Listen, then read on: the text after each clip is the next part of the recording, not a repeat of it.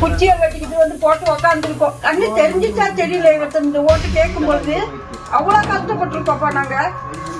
இந்த லைட்டில் ஒரு 1/2 மணி நேரம் எரியும். இந்த 1/2 மணி நேரம் ஆனால் நின்று போயிடுது. இந்த பாருங்க சீமனை வாங்கி வச்சிருக்கேன். சீமனை போயிட்டு இப்படித்தாப்பா எங்க வாழ்க்கை ஓட்டிட்டு இருக்கு. ஆமா எல்லாமே இருக்குப்பா.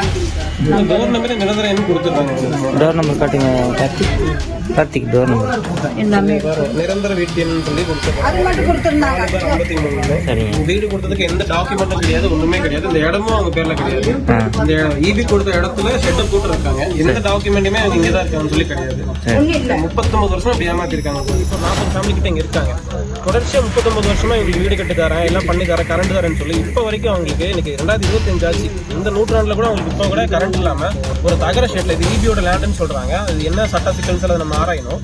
அந்த ஈபியோட லேண்ட்ல வெறும் ஷெட் இவங்களே கட்டிட்டு அந்த ஷெட்ல கரண்ட் கூட இல்லாம வெறும் மண்ணெண்ணெயை ஊற்றி சமையல் செஞ்சுட்டு அதுல வந்து வெளிச்சம் வச்சு அதுல வாழ்ந்துட்டு இருக்காங்க.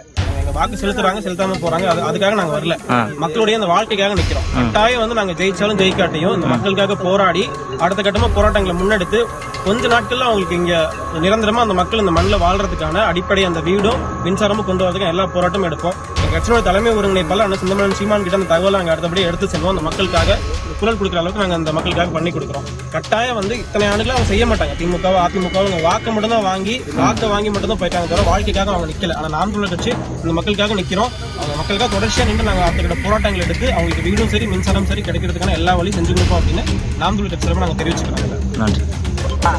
ஒரு சின்ன பாத்ரூம் கூட அவ்வளோ கரண்ட் போட்டு வச்சிருக்காங்க. இவ்வளவு பெரிய நாங்க குறைச்சிக்கிட்டு இருக்க விட்டு ஒரு கரண்ட்ல 8 மணிக்கு மேல எங்களுக்கு உடம்பு சரியில்லைன்னா நாங்க இந்த வீட்டுல தான் வந்துட்டு இருக்கணும். சாப்பிட்டு அடிச்சுக்கிட்டு அந்த நேரத்துக்கு ஆம்புலன்ஸ் வந்து அங்கே நிற்கும். நாங்க எவ்வளவு கஷ்டப்பட்டு வரணும். யானை வரும்,